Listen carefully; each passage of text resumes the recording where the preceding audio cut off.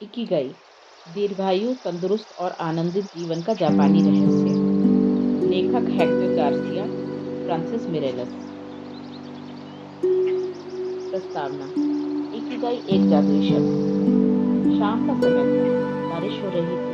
इस किताब के दोनों लेखक हम दोनों पहली बार मिलकर चर्चा कर रहे थे, टोक्यो में। कभी पहली बार इस किताब के बीज बोए थे। इससे पहले कई बार हम दोनों ने एक दूसरे की किताबों को पढ़ा था, लेकिन यह पहली ही बार था जब हम एक दूसरे से मिल रहे थे।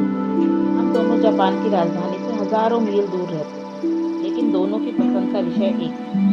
शायद यही वजह थी कि हम रोज मिल रहे थे। उस मुलाकात की वजह से इस किताब का निर्माण हुआ। उस मुलाकात के तकरीबन 1 साल बाद हम दोनों दोबारा मिले। बगीचे में टहलते हुए हमने पाश्चात्य मनोविज्ञान और खास करके उस लोगोथेरेपी के बारे में बातचीत की जो लोगों को अपने जीवन का मकसद ढूंढने में मदद करती है। हमारी बातचीत में एक बात उभर कर आई कि आजकल के मनोचिकित्सक विक्टर फ्रांकल की बताई हुई लोगोथेरेपी का इस्तेमाल कम करते हैं। इसकी बजाय वे कॉलेजों में सिखाई जाने वाली बातों को प्रमाण मानते हैं, लेकिन आज भी लोग अपने जीवन का सही मकसद जानने में नाकामयाब होते रहते हैं। हम हमेशा ही अपने आप से यह सवाल पूछते रहते हैं कि मेरे जीवन का उद्देश्य क्या है? क्या ज़्यादा से ज़्यादा साल जिंदा रहना ही जीवन का लक्ष्य है, या इससे भी बड़ा और इससे अलग कोई और उद्देश्य है? कुछ लोगों को यह पता होता है कि उन्हें क्या चाहिए और वे उस लक्ष्य को प्राप्त करने के लिए ही जीते हैं, जबकि कुछ लोग हमेशा दुविधा में जीते रहते हैं। ऐसा क्यों होता है? जब हमारी चर्चा में एक शब्द बार बार आया और वह जादुई शब्द था इकिगाई। यह एक जापानी संकल्पना है। इसका ऊपरी अर्थ है हमेशा व्यस्त रहने से मिलने वाला आनंद। लोगोथेरेपी की तरह इसका मकसद भी अपने जीवन का उद्देश्य ढूंढना है, लेकिन इसमें काफी गहरा अर्थ छुपा हुआ है। इकिगाई शब्द जापान के लोगों की लंबी आयु का रहस्य बताता है। ओकिनावा जैसे शहर में रहने वाले लोगों का आयुर्मान काफी ज्यादा होता है। यहाँ पर प्रति 1 लाख लोगों में से 24.55 लोग 100 साल से ज्यादा उम्र के पाए जाते हैं। वैश्विक स्तर की तुलना में यह अनुपात काफी ज्यादा है।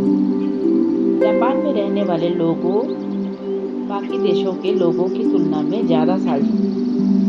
इनमें कोई शक नहीं है कि अच्छा भोजन, ग्रीन टी तथा अच्छा मौसम, हवाई शहर के मौसम की तरह यहाँ का माहौल भी काफी अच्छा और सुखद होता है। इसमें बड़ी भूमिका निभाते हैं। लेकिन यहाँ के लोगों के ज्यादा साल जीने के पीछे असली वजह होती है स्थिति। यह शब्द उनके जीवन को सही दिशा देते हैं।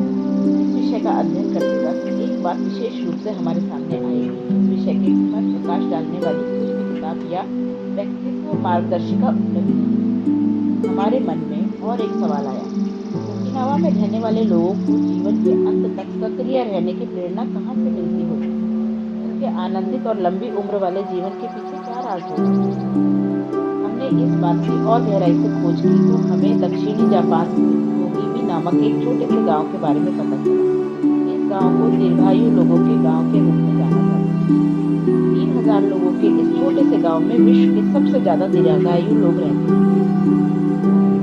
हमने यह खोजने की ठान ली कि इन लोगों की इतनी बड़ी संख्या में शतायु होने के पीछे असली वजह क्या है। हमने हर पहलू की पड़ताल शुरू की। ओकिनावा में पाया जाने वाला शिकुआसा फल तो इनकी लंबी उम्र का राज नहीं है। मोरिंगा चाय बनाने के लिए जो शुद्ध पानी इस्तेमाल होता है, कहीं वह इसके पीछे की वजह तो नहीं है। खोज शुरू होने के 1 साल के अंदर ही हमारी पूरी टीम कैमरे के साथ ओकिनावा पहुंच गई। वहाँ के लोग काफी प्राचीन भाषा बोलते हैं और लंबे बालों वाले चुना गया के उसूलों के अनुसार जीते हैं। हमारे पहुंचते ही वहाँ के लोगों ने स्नेहशीलता के साथ हमारा स्वागत किया। कुछ ही समय में हम उनके साथ अच्छे से घुल मिल गए। हमें महसूस हुआ कि वे अनोखी ऊर्जा के साथ जीते हैं। जब हमने वहाँ के सबसे बुजुर्ग लोगों से भेंट वार्ता की तो हमें पता चला कि कुदरती माहौल के अलावा वहाँ पर कुछ और भी है जिसकी वजह से वहाँ के लोग लंबी आयु जीते हैं। वहाँ के लोगों में एक अजीब सी ऊर्जा और जोश है जिसकी वजह से वे लंबा और आनंददायक जीवन जीते हैं। फिर एक बार इकिगाई शब्द हमारे सामने आया। हमने वहाँ के लोगों से पता करने की कोशिश की कि इकिगाई मतलब क्या है, इसका असली अर्थ क्या है और इससे क्या फायदा होता है।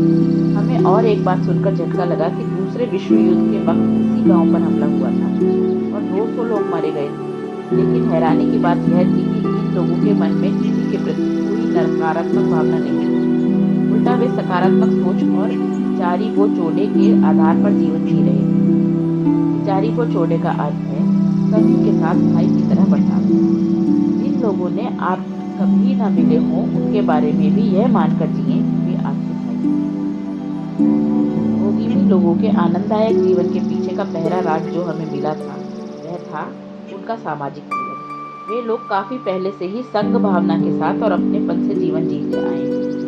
वे लोग हमेशा एक दूसरे के साथ प्यार से पेश आते हैं और एक दूसरे की मदद करते हैं। दोस्ताना अंदाज में जीना, हल्का भोजन करना तथा सही मात्रा में आराम और व्यायाम उनके स्वास्थ्य के कारण है, लेकिन उनके पूर्ण से संतुष्ट, आनंददायक और शतायु जीवन के पीछे का असली कारण है इकिगाई। वे हर दिन को इकिगाई के हिसाब से जीते हैं। इन लोगों के शतायु जीवन का राज आपके सामने उजागर करना और साथ ही आपको अपना इकिगाई ढूंढने में मदद करना ही इस किताब का मूल मकसद है।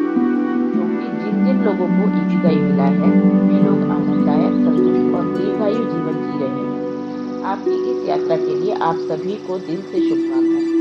हेक्टर ग्रासिया और फ्रांसिस मिरेला।